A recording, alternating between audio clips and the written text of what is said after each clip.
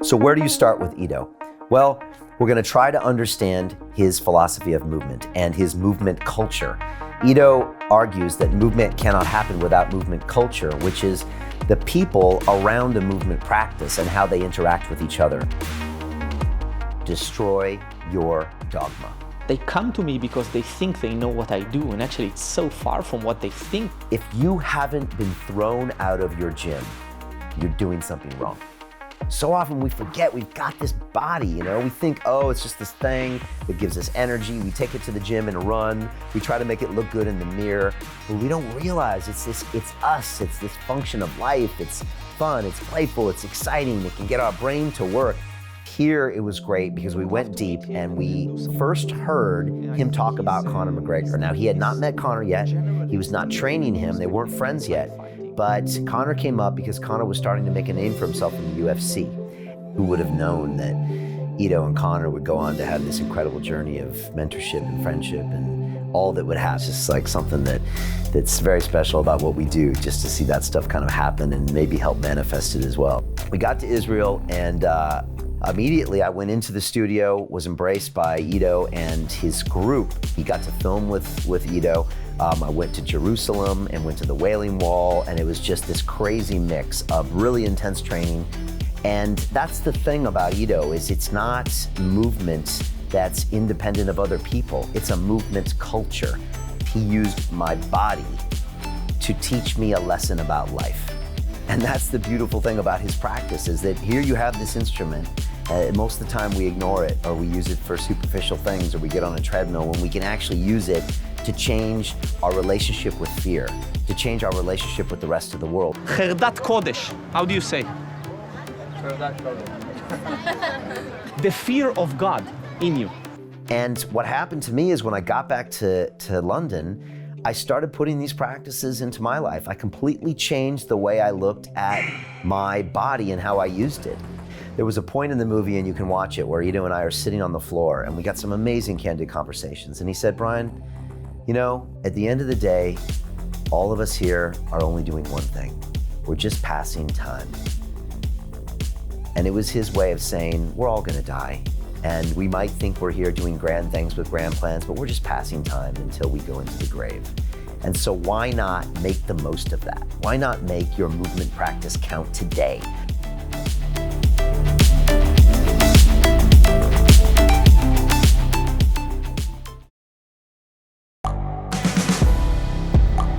The world is changing. Inspiration is everywhere. It has never been so easy to connect, share, and bring people together. We're learning from others and finding the best in ourselves. Challenging our beliefs. Sharing our vulnerability. Overcoming our fears. Transforming ourselves so we can transform the world. How far can we go?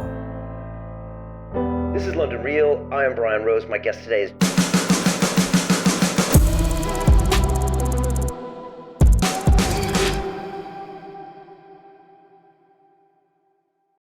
Welcome to London Real Journeys. I am Brian Rose, and we are here at London Real World headquarters to talk about a gentleman who changed my life forever. It's Mr. Ido Portal, and he has a fascinating way of looking at the human body, at movement, and how the mind and body are actually one and the same.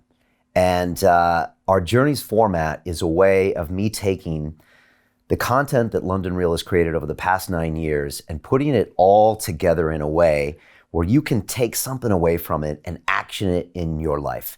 And that's really what I want you to get today, something that you can see and then do something with. And quite honestly, Ido Portal changed my life. The truth is, 1 hour ago, I was sliding across a gym floor, spinning on my back, spinning on my head, balancing on one hand, doing breakdancing.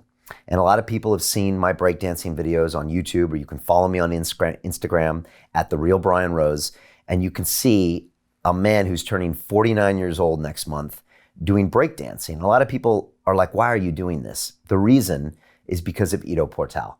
Ido changed the relationship I have with my body. And the truth is, I grew up in my brain. I was a kid, and early on I realized I was good at math, I was good at science, I was good at school. So I used my brain to, I guess, feel good about myself and win in the world. And that's how I got straight A's.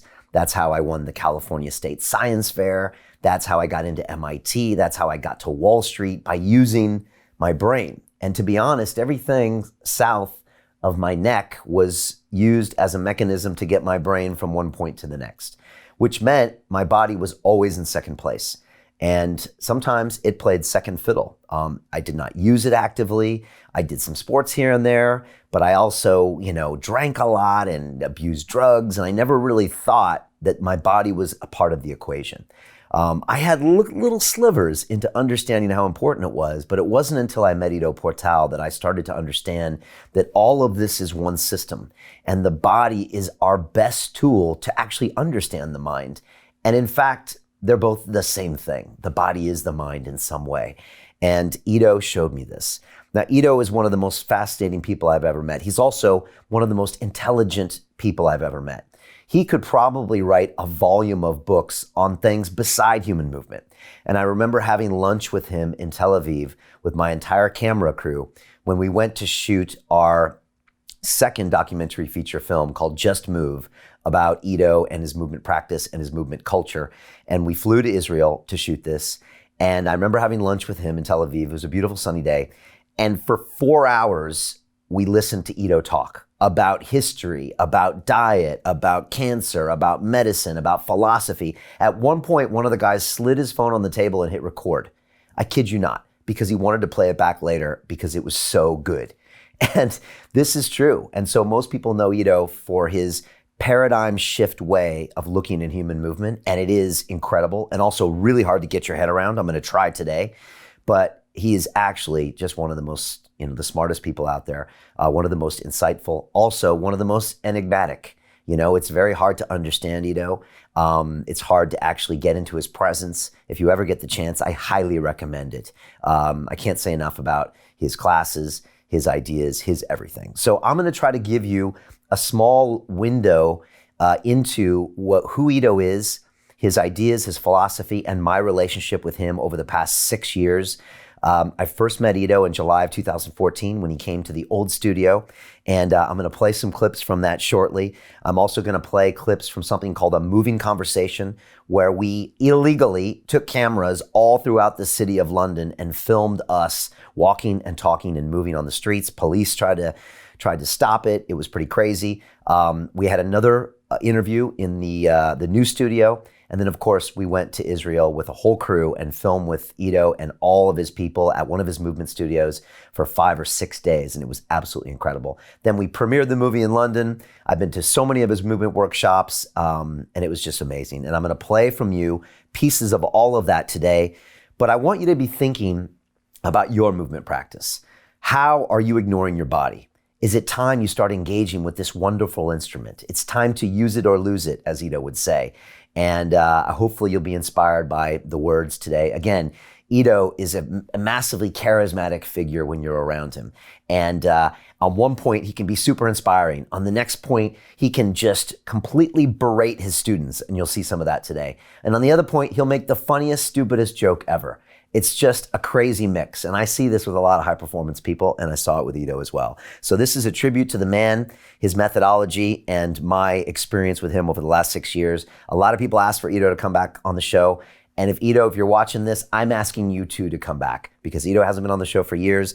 I have been asking him, but I think he's taking his time, doing his thing, and I respect that. But I'd love to have him back on, and we're trying to make that happen. So where do you start with Ido? Well, we're going to try to understand his philosophy of movement and his movement culture. Ido argues that movement cannot happen without movement culture, which is the people around a movement practice and how they interact with each other. And it's a very fundamental part, and you'll see a lot of that. It's not just him moving or me moving. It's a group of people moving, and it's very, very important. And so I'm going to share with you some things tonight and take you on a journey of my relationship with Ido Portal. I want to start off with a piece from the movie, Just Move. And of course, you can watch all of our interviews and the movie for free on our website, londonreal.tv. And I want to play for you first a scene of me in Tel Aviv at one of his movement studios. It's actually owned by Roy Goldsmith, which is one of his top students. Roy is a physical specimen, 6 foot tall, former swimmer who is just an incredible mover, ripped to shreds and just amazing to watch. Follow him on Instagram. It's actually his Ido Portal studio there, and he was really generous to allow us to be there. Of course, you'll see Odilia, which is Roy's sister, and basically Ido Portal's right-hand woman. She's an amazing, amazing person, full of warmth, full of amazement. I love all of these people. And this is me walking into Ido Portal's studio, and it's almost like walking into another planet. And you'll see what I'm talking about. Watch with me right now.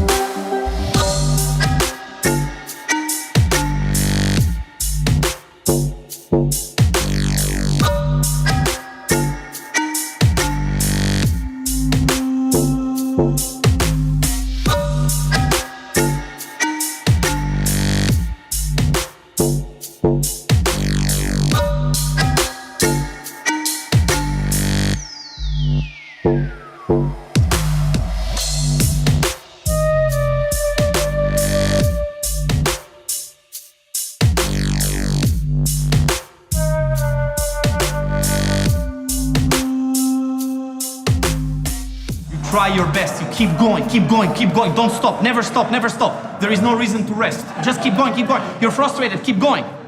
Oh, I'm shit, keep going. I want to kill myself, keep going. Keep going, keep going, keep going. Just chew on it, get used to the craft, man. I'm making a craft here. And you know, it's like the first craft that you made in primary school. You brought your mother some fucked up statues and Mama, look what I did. And she said, what a beautiful creation, it's so creative. It's like afterwards your dad throws it in the garbage because he thinks it's some leftover. So here we are just getting used to that. I'm shitty, I'm not yet good at it. It's the Shoshin, the beginner mindset. And we go into the beginner mode. And I try to sustain the ball on the wall for as long as possible by placing myself in front of it, tightening my fists, and moving my body. If I miss it, I miss it, I pick it back up, I go back into action. Let's do it. There he is. You know? How are you? I'm good. I'm good. What do you think about this? It's amazing. This is like a big playground. It's just, That's what it is, that's what it is. It is a playground for adults. Yeah. There is no bigger reason for a community to gather around. Play.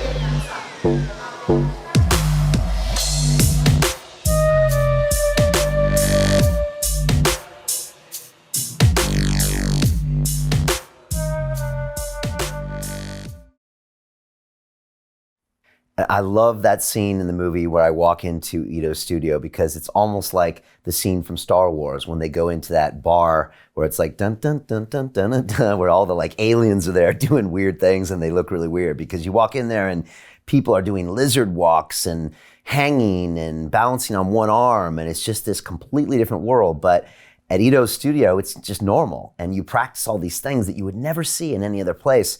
And again, it's a mentality of why you're doing it that you would never see at another place. And that's what makes Ido and his methodology special. Also, you can see things on the walls that are written on the walls. One of the things you'll see on one of the walls is it's written, "Let them dirty the walls, motherfuckers."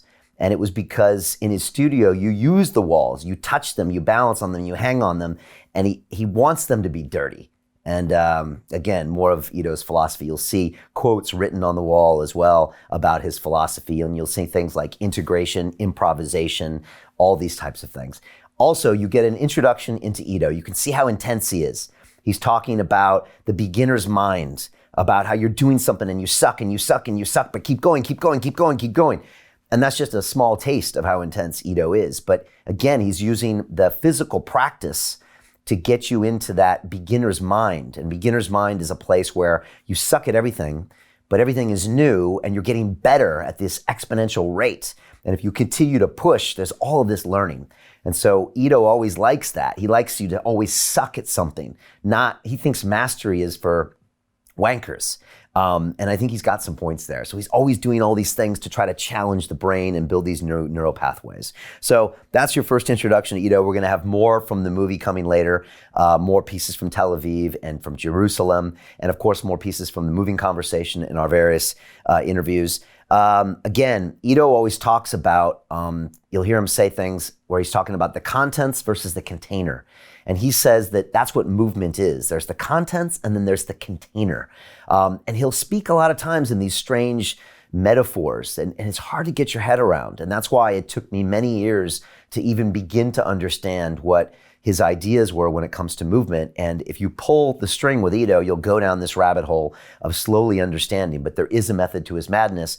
And if you really look at it carefully, there are things that he does and doesn't do, and it all comes down to his philosophy. So how did this journey begin? Well, a friend of mine back in 2014, he was actually an ex-colleague from the banking world. He worked at Goldman Sachs, and he was actually an MMA fighter as well. Patrick, he was actually my co-host on some of the early London Real episodes. He said, have you heard of this guy, Ido Portal? And I was like, no, Ido what? And he said, yeah, he does these weird human movement stuff. And I was like, I don't care. And he said, no, really, this guy's the real deal. I think he sent me a couple of videos. I reached out to Ido and I had him on. But the MMA guys were kind of watching him early because they were already thinking about movement. And this lays the seeds for what will become Ido's relationship with Conor McGregor, who's one of the biggest stars in the world, biggest stars in the UFC. But at the time, Conor was really just up and coming. But I'll get to that shortly. So I invite Ido, and he's coming through London to do a workshop, and he shows up. And I remember he had a big backpack on his back, and he was traveling like to different countries to teach. And he came over to the studio, and we had just this incredible conversation. And I'm going to play for a clip for you right now about that. But Ido struck me as this guy with so much passion, so much determination. He's also Israeli, which means that he'll tell you straight up the truth. There's not a lot of niceties. There's not a lot of formalities. If something sucks, he'll say it sucks. And that's why I really treasure Ido's opinion. He's the guy that really tells me what he thinks of my movies. When everyone else says they're wonderful, Ido says, no, I think this could have been better. And that's actually a beautiful thing, the honesty. And he's really passionate. It's Ido's way or the fucking highway. And he will not compromise. He will not sell out. I don't think you've ever seen Ido trying to sell any of his brand stuff into merchandise, into corporations, and that's because Ido does it his way. It's taught his way with his philosophy, and if you come off the path of his philosophy, you are no longer doing it his way. And that's very important to Ido, and it's very important if you want to keep a practice pure, and that comes out in everything you can see. So watch for it, because you'll see it in his passion. And so I want to start with a clip from that first interview back in July 2014. And this is Ido Portal telling me that I need and we need to destroy your dogma. Here it is.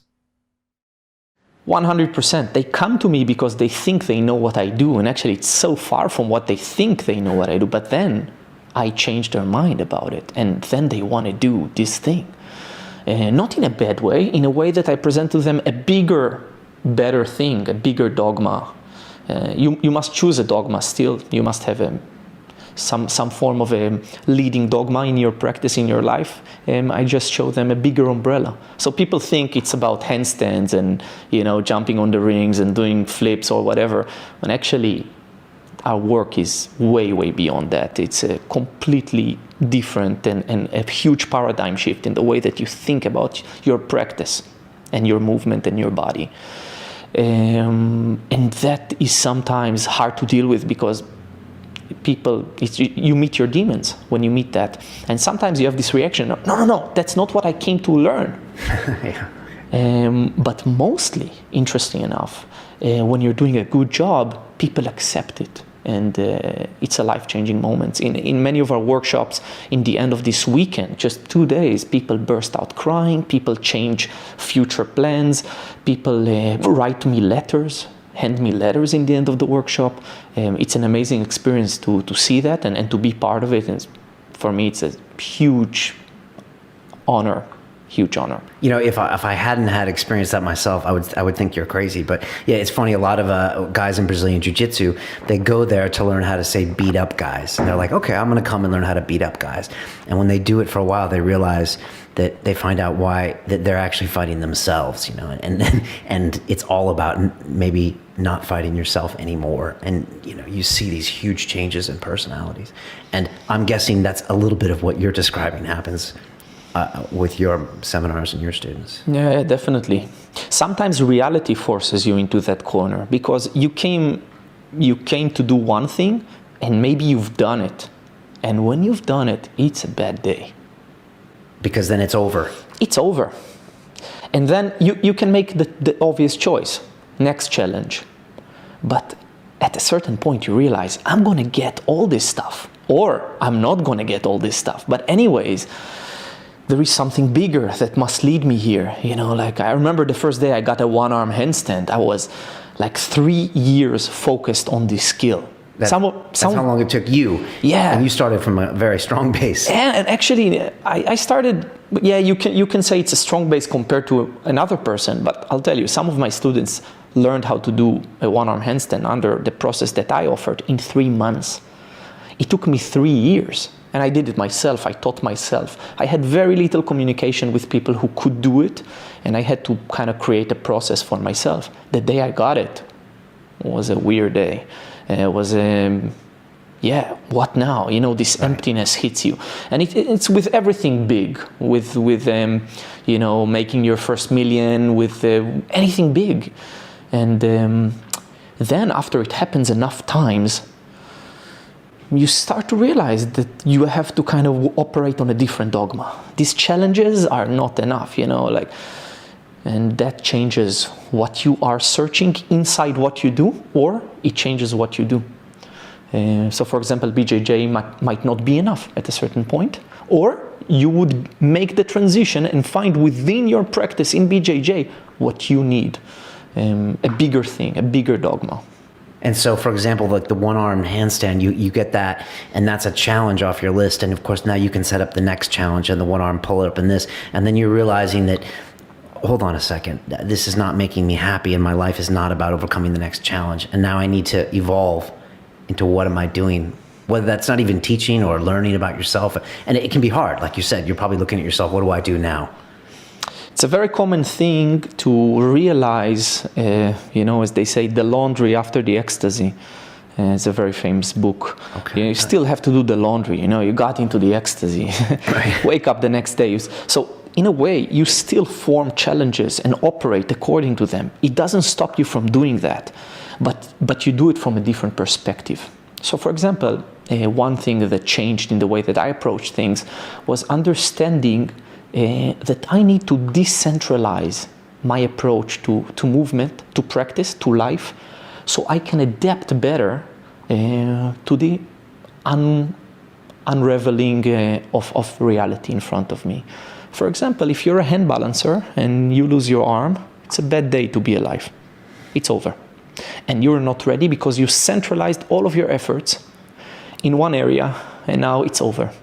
But if you are working with a very big spectrum, then you're able to adapt and react better, and you're able to form challenges and react to them much better.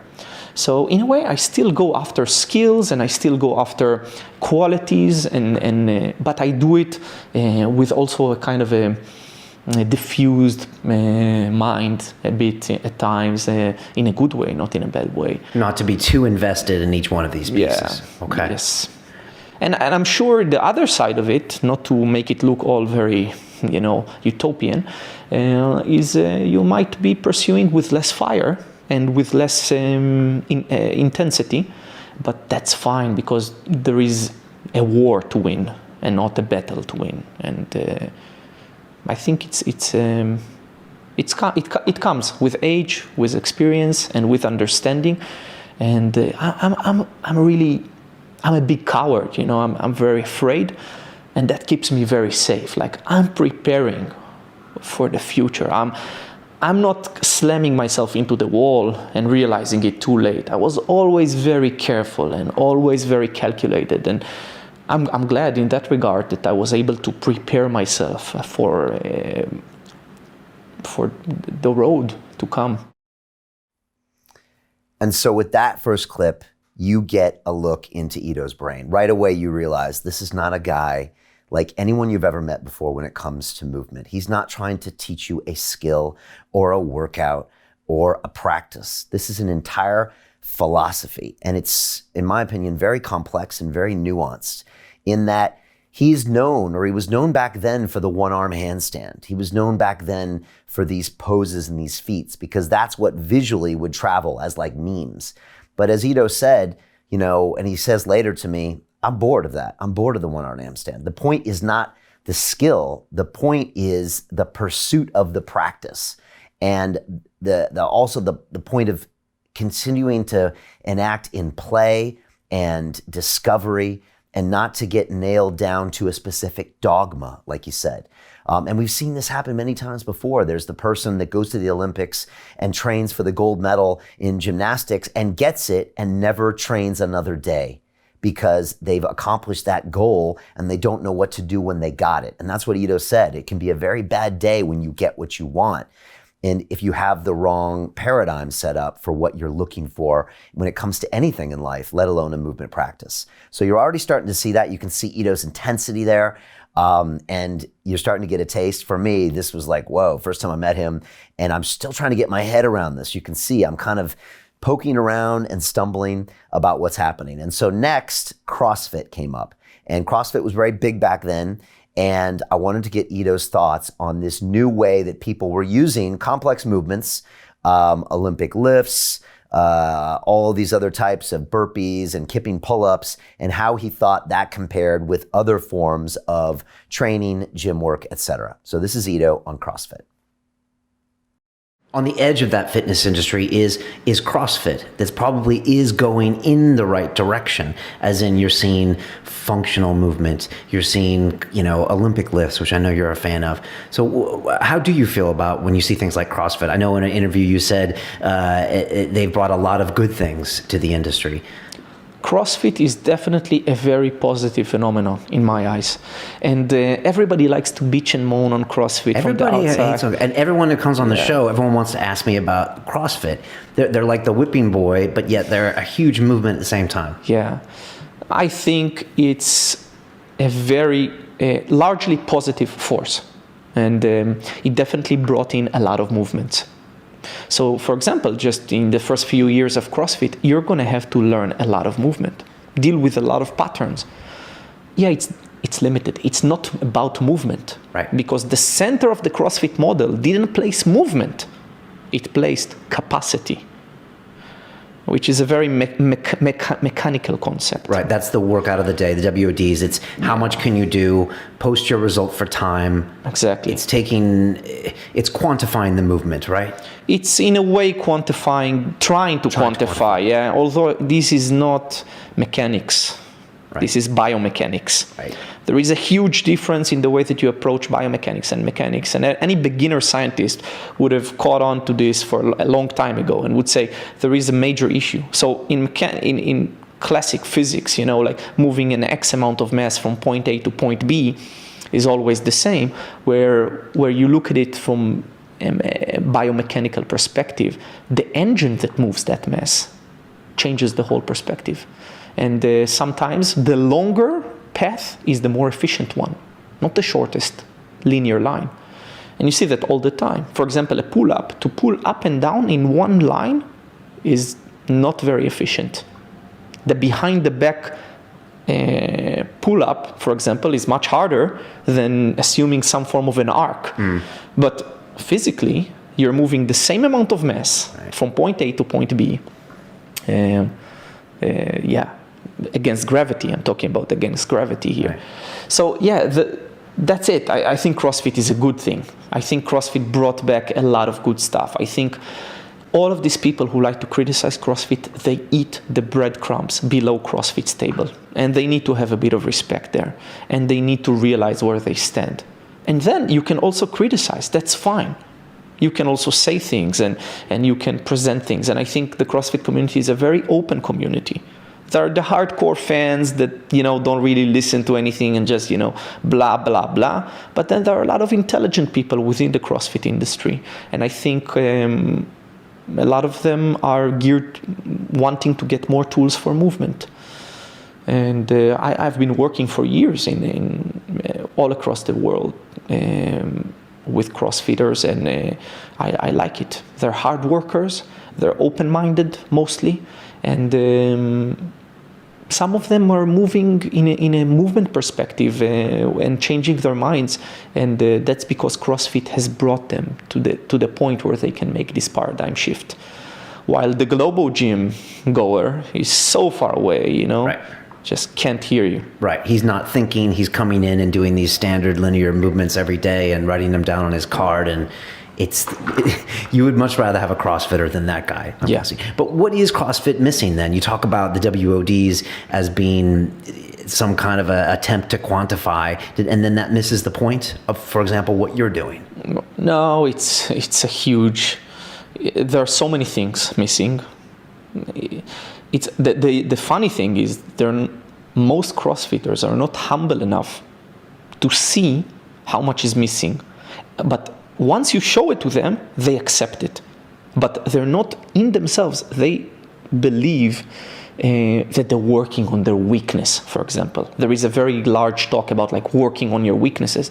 Working on your weaknesses requires sometimes a completely different set of tools. It's not about strength. It's not about, there is so much stuff happening in the mental game, in the development of movement patterns, coordination, the formation of habits and balance, a lot of stuff that is not addressed in CrossFit on a large scale.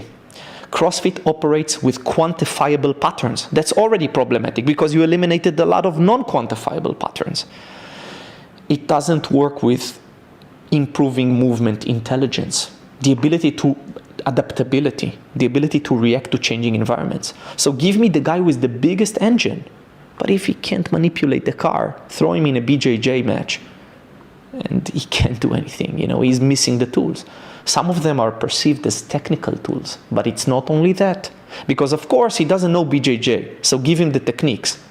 But there are other set of tools. And that's, for example, a lot of stuff that I'm doing with BJJ practitioners, MMA fighters. There is a layer of homo motus, the mover, that should be addressed. And it's somewhere between strength and conditioning and technical work. Right. This adaptability, this unknown, and the best of the best out there have this thing in common.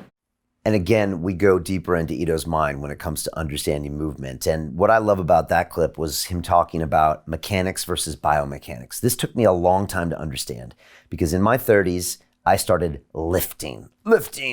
And so I was big into my bench press, 1 rep maximum, my squat, 1 rep maximum, my bicep curls.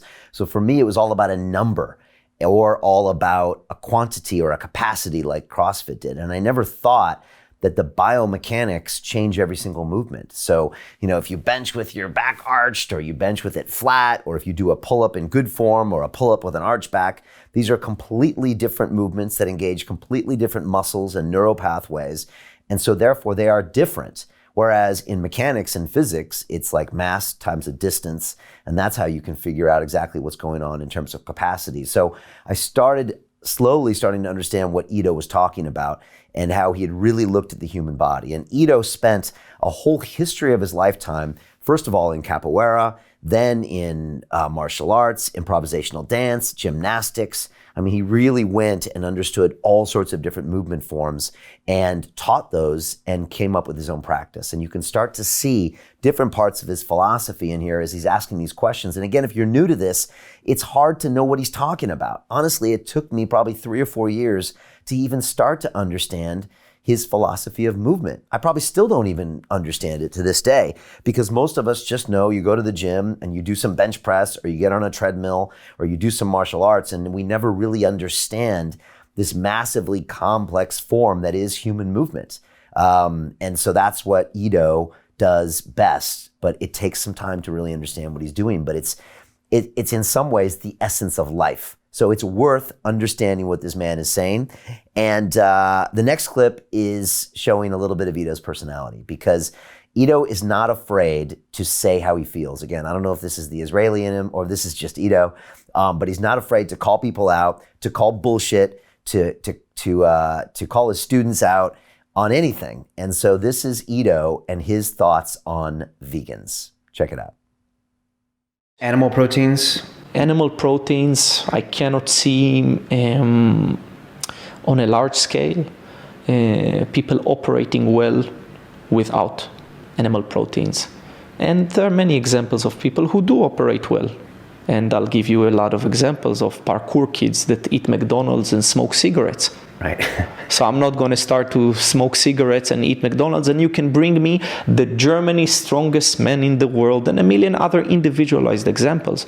This is not a quality debate. Another thing to say about vegans is they're the most hostile community out of all of the communities concentrating around nutrition. And I've made it a point not to go easy on them. And I think they think their shit doesn't stink.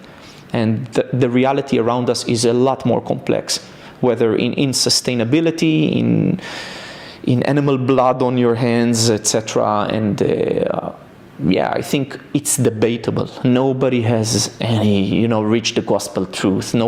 It's a complex reality, and we have it with a lot of stuff. Nutrition is one. So it's very important not to present it in that way. And I maybe made a mistake there that I should take responsibility for, where my experience with veganism was pretty bad throughout the years, students walking in and my own experiments, and just having to see again and again and again the same kind of problematic mindset, energy shifts, and development within movement. And maybe I made it too much of a point, and because I try to kind of shield myself, from that issue. But I'm sure there are very successful individuals out there operating with a vegan diet. The ones I respect the most are those who are not violent around it, don't believe that their shit doesn't stink, and they're holy, and those that also realize the need for individualization of the approach. And in your history and your past experience, when you have worked with the vegan students and that, or when you put yourself through it, there was something missing. Yes. Yeah. Mostly that was my experience, but I'm sure I could have had other experiences with different people. But I took a generalization. Of course, it's a generalization. I'm just one person, and I have to make up my mind and move in this complex world around me and choose my students. Part of my reality is I have to choose my students because there is too many people reaching out to me.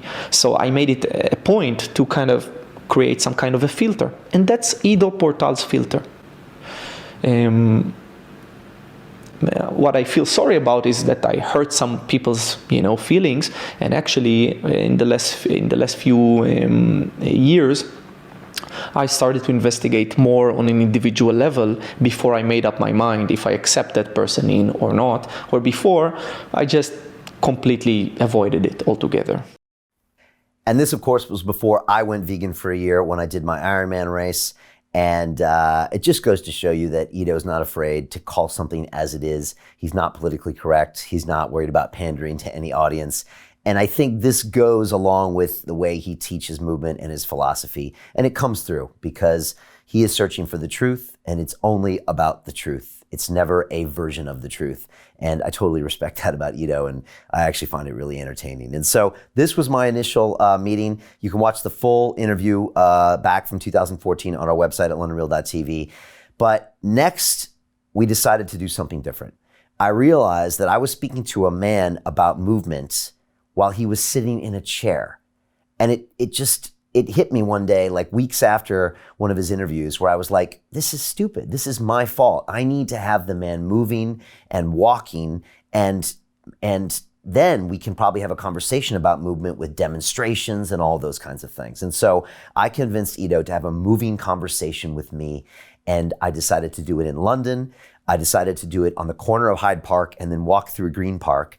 And of course, I don't get permits. I hate that. I'm a big fan of guerrilla filmmaking. If you ever see any people in my movie, I call them unpaid extras, because that's who they are, also known as the public. And so I'm a fan of getting a camera out and shooting it and publishing it. And that's just what I do. And that's the way we've always got our best footage. And, you know, there's other people that do that as well. This is how the Beastie Boys make their music videos as well. And so we decided we were going to get a crew and a sound man and hit the streets of London. We had never filmed the documentary before. So this was us kind of flexing our muscles and being creative and doing things punk and a bit guerrilla. And of course, Ido agreed to do it. And he was actually in London for a couple weeks before, but I told him I didn't want to meet him or didn't want to talk to him until we set foot on ground. So that way this conversation could be organic. There was no scripting to it. I had no notes. Actually, that's not true. I had actually written notes on a piece of paper and had taped it on my arm. So as we're walking along through London, every now and then I would just check my arm to make sure I hadn't forgotten anything, because we went like 90 minutes straight with the crew, again, through the public and everything. And so the police tried to shut us down in Hyde Park. They said you can go on the sidewalk, so we flipped to the sidewalk. Then we went to Green Park. They come and try to shut us again. Then we took the Olympic rings and threw them over a tree. They totally freaked out and sent squad cars over. But, you know, Ido just didn't care and I didn't care, and we just kept finding a way to push through it. So this was the moving conversation, one of the most watched episodes ever on London Reel. At the time, I think our most watched episode. It's an amazing piece. It also includes footage from one of Ido's movement workshops that he allowed us to attend and allowed us to film. And I think even till today, in the last 7 or 8 years, I don't think Ido's ever let anyone film his movement practices, his workshops, or go to his studio. So for me, it was just a huge honor, a huge speech of trust. And I always agree with him. I would never share the footage for anything else, but we wove it together in this moving conversation. And this was an epic piece. It's one of the pieces I'm most proud of at London Reel. It all happened on the fly, unscripted, unplanned, 2 guys having a conversation about movement. And here is a little glimpse of the moving conversation. This is the trailer for the moving conversation, and you can get a feel for what happened on that day.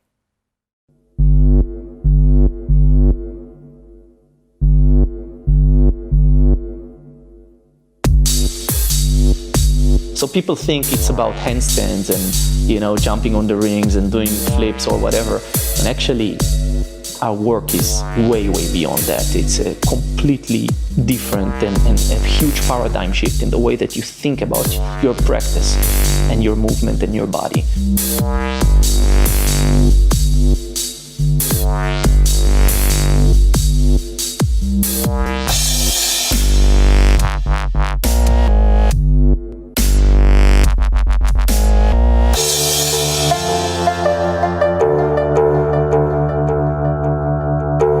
The best reason to move is because you can.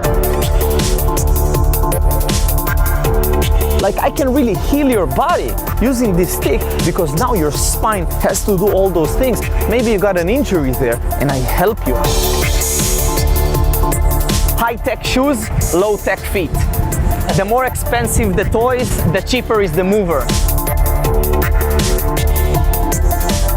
How many movements did you learn last week?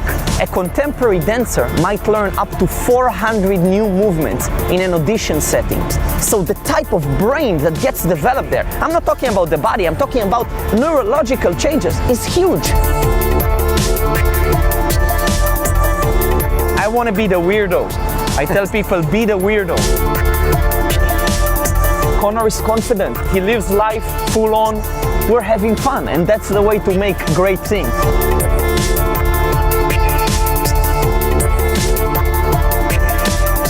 Meditating on your death daily to remind ourselves that it's temporary. It's a good day to die.